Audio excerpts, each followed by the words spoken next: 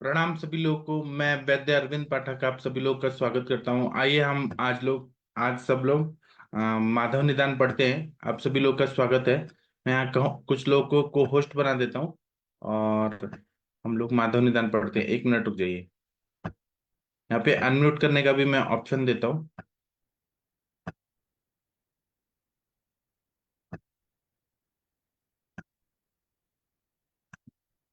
चलिए हम पढ़ते हैं। 26 नंबर का श्लोक पढ़ते हैं। नेत्र रोगों में ये टिप्पणी रह गई थी, ये पढ़ते हैं। टिप्पणी क्या बता रहे हैं कि कई आचार्य इन लक्षणों को सवर्ण शुक्ल और अवर्ण शुक्ल विषयक मानते हैं। तो कई आचार्य इन लक्षणों को सवर्ण शुक्ल और अवर्ण शुक्ल के लिए साधारण मानते हैं। ये इनमें मतभेद है। शुक्ल की असाध्यता, 26 नंबर का श्लोक है। असाध्यता क्या होता है शुक्ल रोग? तो उष्णाश्रुपातः पीड़का च नेत्रे यस्मिन् भवेद मुद्गनिभम च शुक्लम तब्दप्य असाध्यम प्रवदन्ति केचिदन्यच्च यत्तितिरि पक्ष तुल्यम। मतलब जिस शुक्ल युक्त नेत्र में मूंग के समान सफेद पिड़का हो, आंखों से गर्म आंसू निकले, वह अवर्ण शुक्ल भी असाध्य होता है। मतलब यहाँ पे पिड़का हो रही है आंख में, कॉर्निया में, और गर्म आंसू निकल रहे हैं। सफेद पिड़का मूंग के समान इतनी बड़ी पिड़का हो गई है। तित्तिर के पक्ष के समान चितकबरा अवर्ण शुक्ल भी असाध्य हो जाता है।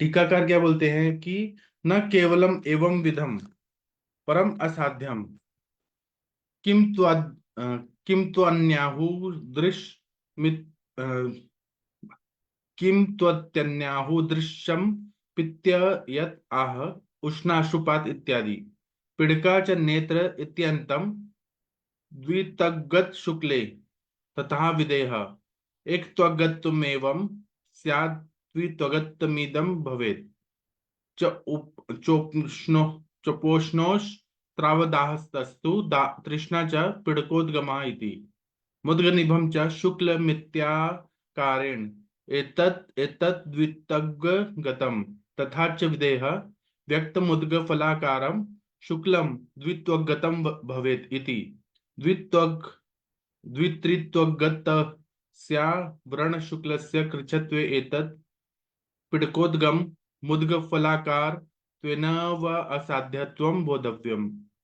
अन्ये पुनः सवर्ण शुक्लस्य विच्छिन्नम विच्छिन्न मध्यमित्यादि दिक् असाध्य लक्षणं वर्णयन्ति। अत्र पक्षे द्वितग्गुमिति केवलमेव असाध्य लक्षणम् एतन्न चावगाढमित्यस्य विपर्ययः।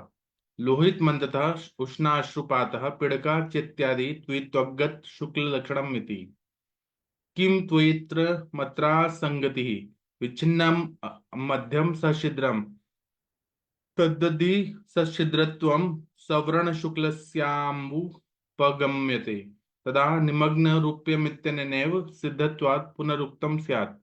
किं च सवर्ण शुक्लानन्तरमस्य पाठो विफलः स्यात्। अन्ये तु सवर्ण वर्ण शुक्ल विषयं सामान्यम् असाध्य लक्षणं मेतदाहुः।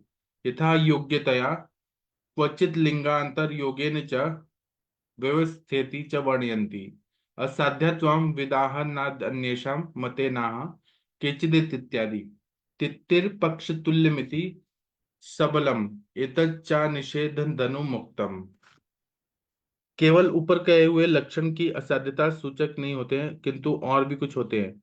उन्हें भी कहते हैं उष्णाश्रुपात इत्यादि पीड़का च नेत्र। यहाँ तो द्वितीय पटल तक पहुंचे हुए शुक्ल के लक्षण कहते हैं, किंतु विदेह आचार्य भी कहते हैं कि एक पटल में होने वाले लक्षण यह दिए हैं और दो घटकों में होने वाले लक्षण कहे जा रहे हैं कि नेत्र में जलन सी होती है, गरम गरम आंसू बहते हैं, दाह होता है, तृष्णा होती है। नेत्र में छोटी छोटी पिड़काएं उत्पन्न हो जाती है। मुद्गनिभम अर्थात द्वित्विगत अर्थात दो पटलों में होने वाला शुक्ल फुला मूंग के दाने के बराबर हो जाता है। विदेह तंत्र में भी लिखा है कि जो फूला मूंग के दाने के बराबर स्पष्ट दिखाई देवे वह शुक्ल द्वित्वगत अर्थात दूसरे पटल तक पहुंचा हुआ होता है। दूसरे तीसरे पटल में होने वाले अवर्ण शुक्ल को कष्ट साध्य होता है, किंतु जब मूंग के दाने के बराबर पिड़का उसमें निकल आती है तब वह असाध्य हो जाता है, ऐसा समझना चाहिए। दूसरे आचार्य पिछले श्लोक में क्या है कि विच्छिन्न साध्यम पिशितावृतश्च इत्यादि लक्षणों को सवर्ण शुक्ल को असाध्यावस्था का सूचक मानते हैं। इनके मत में द्वित्विगतम यह केवल अथवा स्वतंत्र रूप से असाध्यता सूचक लक्षण है, न कि न चावगाणम इत्यादि प्रोक्त लक्षणों का विपर्य है। पूर्वोक्त श्लोक में कहे हुए लोहित मंदतः उष्णाश्रुपातः पिडकाच इत्यादि द्वितगत शुक्ल के लक्षण होते हैं, किंतु यहाँ पर इस प्रकार पाठ विच्छेद को ठीक ठीक संगति नहीं बैठती। विच्छिन्न विच्छिन्नम सत्यम। ये तो बहुत बड़ा डर है। ठीक कृपया है म्यूट रखिए, कृपया म्यूट रखिए।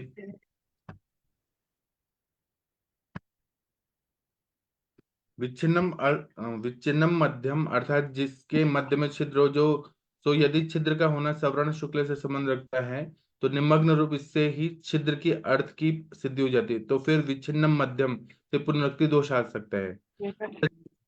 कृपया म्यूट रखिए, नहीं तो मैं यहाँ से हटा दूंगा, मुझे डिस्टर्ब हो रहा है।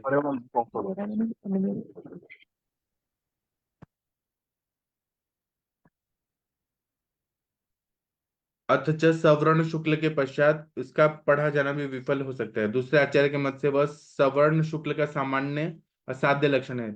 योग्यता अनुसार कहीं कहीं अन्य लक्षणों के योग से इसकी पूर्वोक्त व्यवस्था हो सकती है, ऐसा भी मानते हैं। यहाँ पर केचित शब्द से विदेह से इतर आचार्य के मत से असाध्यता कहते हैं। इसके अतिरिक्त जो शुक्ल तितिर के पंख के समान बीच बीच में कृष्ण श्वेत वर्ण का हो वह भी असाध्य होता है। पूर्वोक्त लक्षणों के अतिरिक्त अन्य भी कुछ असाध्य लक्षण होते हैं, जैसे गरम गरम आंसू बहते हों, आंख में फुंसिया हो जावे, शुक्ल मूंग के दाने के बराबर उठा हुआ स्पष्ट प्रतीत हो और दूसरे पटल तक पहुंचा हुआ हो, वह असाध्य शुक्ल होता है। अथवा जो तीतर के पंख के समान चितकबरा हो वह असाध्य होता है।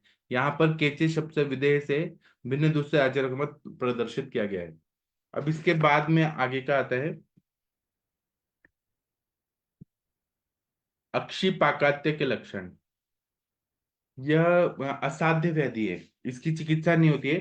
27 नंबर का श्लोक है, श्वेत समाक्रामति सर्वतो ही दोषेण यस्यासित मंडलम च तमक्षिपाकात्ययमक्षि रोगम सर्वात्मकम वर्जेत तव्यमाहु। जो शुक्ल, अब ये कॉर्निया की ही बीमारी है, शुक्ल संपूर्ण काले मंडल में फैल गया हो, कॉर्निया में पूरा फैल गया है, व्हाइट स्पॉट आ रहे हैं ऐसे, उसे तीनों दोषों के प्रकोप से समझना चाहिए। उसे अक्षिपाकात्य कहते हैं। यह भी असाध्य होता है। टीकाकार क्या बोलते हैं कि इदानीम अक्षिपाकात्य माह श्वेत इत्यादि दोषेण यह कृतः श्वेतः स समाक्रामति सर्वात्मकम त्रिदोषजम अन्ये तु सिंधतात्म संध्यात्मकमिति पठित्वा अभिसंध्यात्मक माहु तेषां सर्वेषां अभिसंध मूलत्वादि विशेषार्थम अभिधानम। अब अक्षिपाकात्य के लक्षण कहते हैं श्वेत इत्यादि दोष द्वारा जो शुक्ल फूला उत्पन्न होकर सारी आंख तक फैल जावे, सर्वात्मक अर्थात त्रिदोषज हो। दूसरे आचार्य सर्वात्मक के स्थान पर सिंधात्मक ऐसा पाठ मानते हैं। सिंधात्मक अर्थात अभिषंध से उत्पन्न होने वाला हो।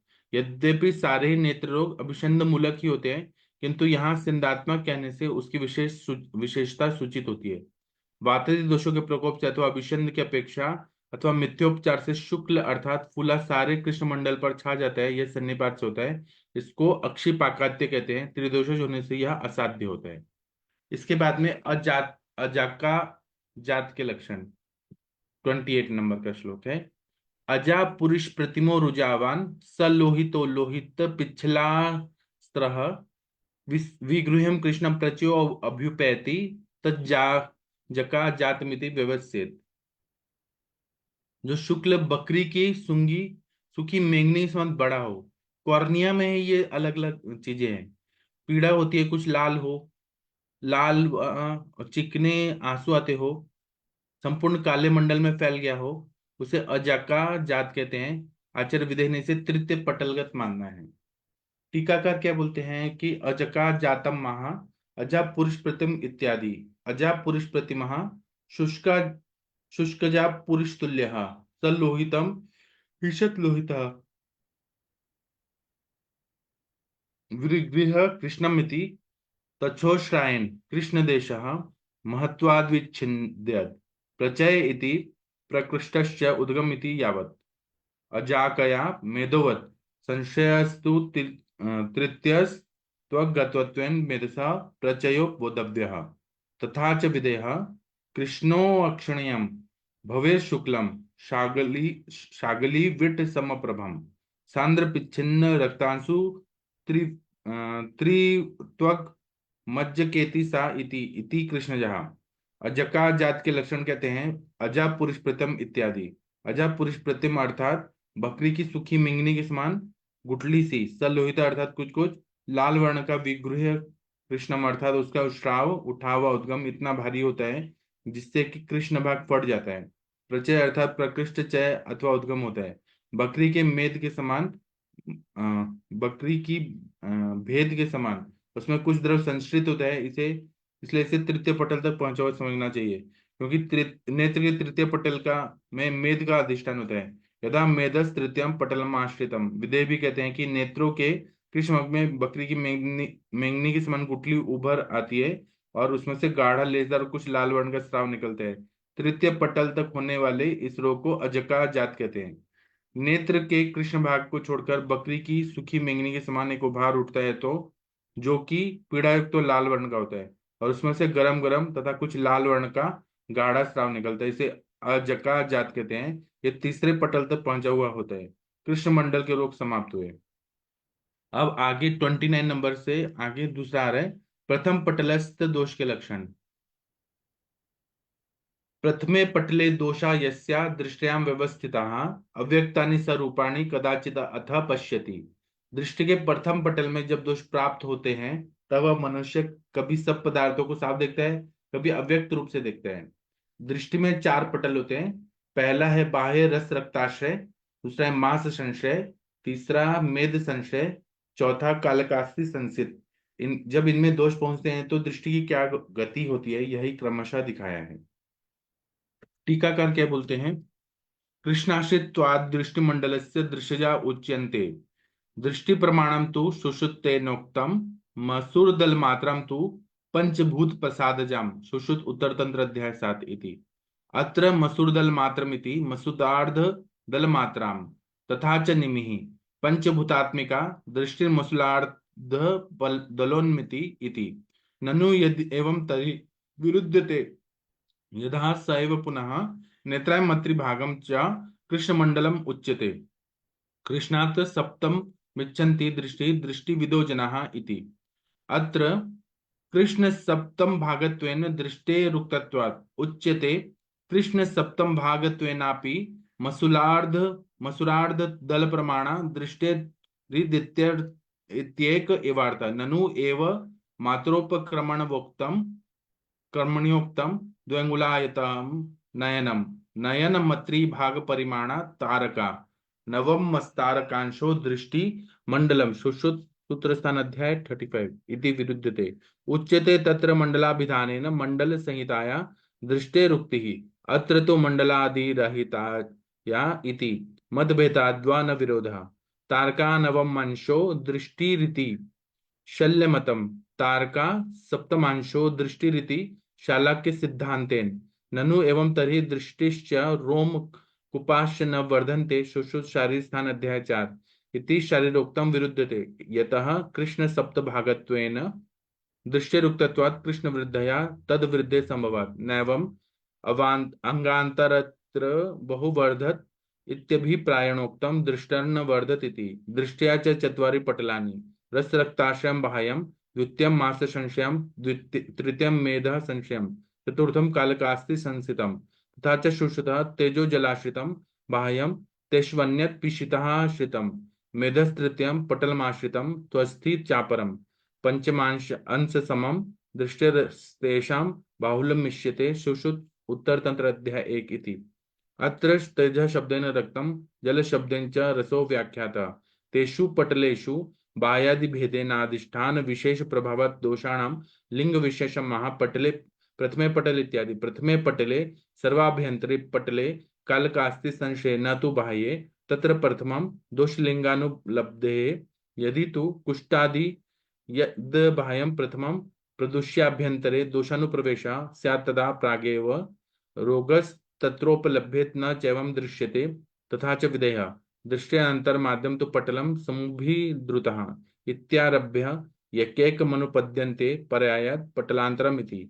प्रथमे पटल इत्यादि ग्रंथात् पूर्वं केचित् शिराभिरभि संप्राप्य विगुणोऽभ्यन्तरे भृशं सुश्रुत उत्तरतंत्र अध्याये इति श्लोकार्धं संप्राप्ति रूपं पठन्ति शुश्रुते तच्च शिरानुसारिभिः दोषे सुश्रुत उत्तरतंत्र अध्याय एक इत्यनेन गतार्धमित्यानार्थं टीकाकारे व्याख्यातं रूपाणीति रूपयन्ति द्रव्याणि कदाचित् दश्च पश्यति नेत्र नात्राधिष्ठान विशेषात् दोषस्याल्पबलता उक्ता भवति अव्यक्त रूपाण्यपि वक्ष्यमाणा भ्रमराख्य वर्णादि युक्तानि वातेन पित्तेनाख्य द्योत्यादि पित्त नीलवर्णानि कफेन सितवर्णानि रक्तेन रक्तवर्णानि सन्निपातेन चित्रवर्णानि एवं द्वितीय तृतीय चतुर्थ पटलेष्वपि व्याख्यायाम। दृष्टिमंडल कृष्णमंडल के अनंतर अतः कृष्णमंडल के रोग के पश्चात दृष्टिमंडल के रोग का वर्णन करते हैं। दृष्टिमंडल का प्रमाण सुश्रुत ने इस प्रकार दिया है कि 5 महाभूतों के प्रसाद सूक्ष्म भाग से बनी हुई दृष्टि परिमाण में मसूर के दाने के समान आकार की होती है। सुश्रुत उत्तर तंत्र अध्याय 1। यहाँ पर मसूर दल मात्राम का अर्थ मसूर के दाल के समान जानना चाहिए। निबी भी यही कहते हैं कि दृष्टि पंचभूतात्मक होती है और आकार में मसूर के अर्ध ऊर्ध्व दल के परिमाण में होती है। इसमें शंका उठती है कि यदि दृष्टि को मसूर दल के समान मान लिया जाए तो सुश्रुत के निम्न वचन के अनुसार परस्पर विरोध हो जाता है, क्योंकि सुश्रुति कहते हैं कि नेत्र की लंबाई का तीसरा भाग कृष्ण मंडल होता है और कृष्ण मंडल से सप्तम अंश दृष्टि होती है। ऐसा दृष्टि विशारदों का मत है। सुश्रुत उत्तर तंत्र अध्याय 1। यहाँ पर दृष्टि को कृष्ण मंडल का सप्तम भाग माना है। इसका समाधान यह है कि सप्तमांश मानने पर भी मसूरार्ध दल के बराबर ही जाकर बैठता है। अब इसमें एक शंका और उठती है कि यह तो चलो ठीक ही समझो, किंतु सुश्रुत के आत्रोपक्रमणे अध्याय में कहा है कि 2 अंगुल लंबा नेत्र होता है और नेत्र का तृतीयांश कृष्ण मंडल होता है। कृष्ण मंडल का नवमांश दृष्टि मंडल होता है। सुश्रुत सूत्र स्थान अध्याय 35। अब इन दोनों वाक्यों का परस्पर विरोध आ जाता है। इसका प्रश्न का समाधान इस प्रकार करते हैं कि जहां पर ऊपर मंडलों का वर्णन किया गया है वहां पर दृष्टि शब्द से दृष्टि मंडल का ग्रहण करना चाहिए, किंतु यहाँ पर केवल मंडल दृष्टि का ग्रहण किया जाता है। अतः परस्पर मतभेद होने पर परस्पर कोई विरोध नहीं होता है। अथवा शल्य तंत्र के सिद्धांत के अनुसार दृष्टि तार का नवम अंश होती है एवं शालाक्य तंत्र के सिद्धांतानुसार सप्तमांश होती है, इसलिए भी इसमें कोई परस्पर कोई विरोध नहीं है। यदि ऐसे ही है तो दृष्टि और रोमकूप कभी बढ़ते नहीं है। सुश्रुत शारीस्थान अध्याय 4। इसका शरीरोक्त वचन के अनुसार परस्पर विरोध आता है, क्योंकि यदि दृष्टि कृष्णमंडल का सप्तमांश है तो आयु के साथ कृष्णमंडल भी बढ़ता है और कृष्णमंडल के साथ दृष्टि की भी वृद्धि होना भी आवश्यक है। ऐसा नहीं है जिस रीति से दृष्टि शरीर के दूसरे अंग बढ़ते हैं वैसे दृष्टि नहीं बढ़ती है। अब पटलों का वर्णन करते हुए लिखते हैं कि दृष्टि में 4 पटल होते हैं। एक बाह्य पटल या रस और रक्त में आश्रित रहता है, दूसरा पटल मांसाश्रित रहता है, तीसरा पटल मेद संश्रित होता है, चौथा पटल काणकास्थि संश्रित रहता है, कालकास्थि संश्रित होता है। सुश्रुत भी यही कहते हैं कि बाह्य पटल तेज और जल, दूसरा पिष्ट तथा मांस, तृतीय पटल मेद और चौथा पटल अस्थि संश्रित हो रहता है। इन पटलों की मोटाई दृष्टि की पंचमांश होता है। सुश्रुत उत्तर तंत्र अध्याय 1 इति। यहाँ पर तेज शब्द से रक्त और जल शब्द से रस का ग्रहण किया जाता है। इन चारों पटलों में बाह्यादि भेदानुसार रस रक्तादि अधिष्ठान भेद से भेद के प्रभाव से दोषों के लिंग विशेष बताते हैं। प्रथमे पटल इत्यादि। प्रथम पटल से यहाँ पर सबसे अंदर वाले कालकास्थि संश्रित पटल का ग्रहण होता है, न कि बाह्य पटल का, क्योंकि दोष लक्षण वाले पहले पहल वहां पर नहीं पाए जाते हैं। यदि कुष्ठ आदि के समान सर्वप्रथम बाह्य त्वचा दूषित कर दोष अभ्यंतर की ओर प्रवेश करते जाए तो सर्वप्रथम बाह्य पटल में ही विकार की उपलब्धि हो जाए, किंतु ऐसा देखा नहीं जाता। विदेह ने भी ऐसे ही कहा है कि दृष्टि के अंदर प्रथम पटल पर आक्रमण करते हुए यह से आरंभ करके क्रमशः एक एक करके दूसरे मंडलों में प्रवेश करते जाते हैं। प्रथमे पटले दोषा है। इस श्लोक से पूर्व कुछ आचार्य शिराभिरभि संप्राप्ति इत्यादि श्लोकार्थ को सुश्रुत में संप्राप्ति सूचक पढ़ते हैं, किंतु संप्राप्ति तो सिरानुसार भी दोषे सुश्रुत उत्तर तंत्र अध्याय 1 इत्यादि श्लोक से पाई जाती है। इस वास्ते शिराभिरभि संप्राप्ति इत्यादि श्लोक अनार्थ होता है, ऐसा टीकाकारों का मत है। रूपाण्य अर्थात रूप वाले द्रव्य कदाचित् पश्यति, यहाँ इससे यहाँ पर अधिष्ठान विशेष से दोषों के अल्प बलता पाई जाती है। अव्यक्तादि रूप भी आगे कहे जाने वाले अब भ्रमर अरुण वर्णादि युक्त रूप वात प्रकोप से, खद्योत के समान पीले और नीले वर्ण के पित्त प्रकोप से, कफ से श्वेत वर्ण के, रक्त के प्रकोप से लाला वर्ण के और सन्निपात के प्रकोप से अनेक वर्णयुक्त रूप दिखने लगते हैं। प्रथम पटल के अनुसार दूसरे तीसरे और चौथे पटलों में भी दोषों का अनुबंध समझना चाहिए।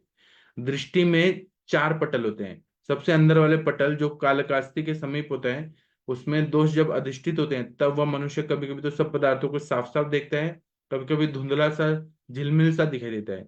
इसमें वात के प्रकोप से अरुण वर्ण के, पित्त के प्रकोप से पीले नीले वर्ण के, कफ के प्रकोप से श्वेत वर्ण के और रक्त के प्रकोप से लाल वर्ण के और सन्निपात के प्रकोप से अनेक वर्ण के चित्र विचित्र रूप दिखने लगते हैं। इसके बाद में आ रहा है द्वितीय पटलस्थ दोष के लक्षण, 30, 31, 32। इसमें बोल रहे हैं कि दृष्टि भृशम विहल्लति द्वितीयम पटलम गते, मक्षिका मशकांश्चापि जालकानि च पश्यति, मंडलानि पताकश्च मरीचिनी मरीचिन कुंडलानि च परिप्लवांश्च विविधान वर्षम बभ्रम तमांसि च दूरस्थानि च रूपाणि मन्यते स समीपतः समीपस्थानि दूरे च दृष्टे गोचर विभ्रमात् यत्नवानपि चात्यर्थम शुचिपाशम न पश्यति। द्वितीय पटल में जब दोष प्राप्त होते हैं तब दृष्टि को बहुत विहल कर देते हैं। आंखों के सामने मंडल सा नाचता हुआ दिखता है, मक्खी और मच्छर से दिखाई देते हैं, जाली पताका कुंडल अथवा किरणें से दिखाई देती हैं, उछले हुए मेंढक आदि जल जीव अनेक सब अनेक रंग के सब और दिखाई देते हैं, वर्षा बादल और अंधकार दिखता है। समीप की वस्तुएं दूर रखी हुई सी रहती हैं और दूर में रखी हुई समीप ही स्थित मालूम होती है, क्योंकि विषय भ्रांति हो जाती है। बहुत उद्वेग करने पर सुई की छिद्र भी नहीं दिखाई देती है। ये द्वितीय पटलस्थ दोष के लक्षण है।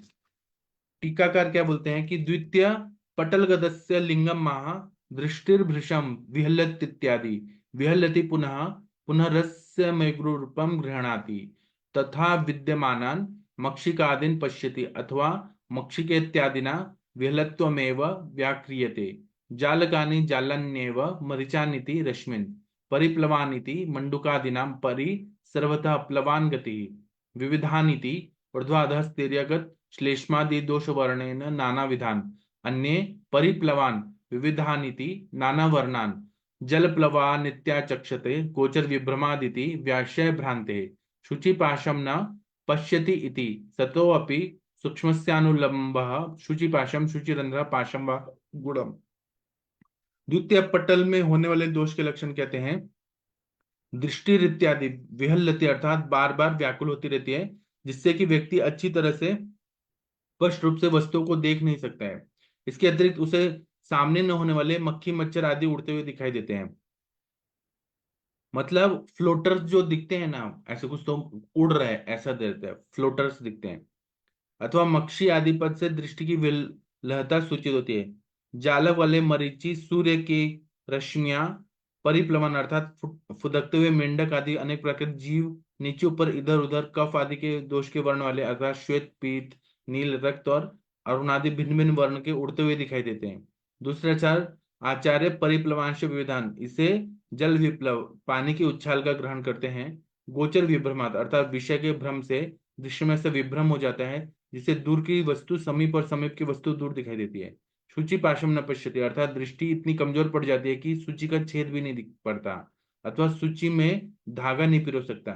यद्यपि सुई में छिद्र होता है तो भी अति सूक्ष्म होने से दिखाई नहीं पड़ता है। दूसरे पटल में जब दोष आ जाता है तो दृष्टि स्थिर नहीं रहती है, उसके सामने एक प्रकार की झिलमिल सी रहती है, जिससे उसके सामने ऐसी वस्तुएं आती हैं जो वास्तव में वहां विद्यमान नहीं होती हैं, यथा मक्खियां मच्छर और अनेक प्रकार के जाले मंडल सूर्य की किरणें कुंडल अनेक प्रकार की परिप्लव अर्थात मेंढक आदि फुदकने वाले जीव अथवा पानी की में उछाल व प्रपात वर्षा बादल और अंधकार। यह नहीं दृष्टि में ऐसा विभ्रम हो जाता है कि दूर के रूप समीपस्थ प्रतीत होते हैं और समीप की वस्तुएं दूर दिखाई देती हैं, और ऐसी अवस्था भी आ जाती है कि यत्न करने पर भी अर्थात बड़े यत्न और ध्यान से देखने पर भी सुई का छेद नाका दिखाई नहीं पड़ता है। आजकल भी दृष्टि की दुर्बलता सिर्फ सुई के नाके के करने से देहात में आम प्रथा है। अभी हम लोग रुकेंगे, तृतीय पटलस्थ दोष के लक्षण जो है वो नेक्स्ट लेक्चर में पढ़ेंगे। अभी हम 7 बजे सुबह के 7 बजे अष्टांग हृदय का सेशन में मिलते हैं। तब तक के लिए थैंक यू, प्रणाम सभी लोगों को। हम लोग अभी ब्रेक लेते हैं। Thank you.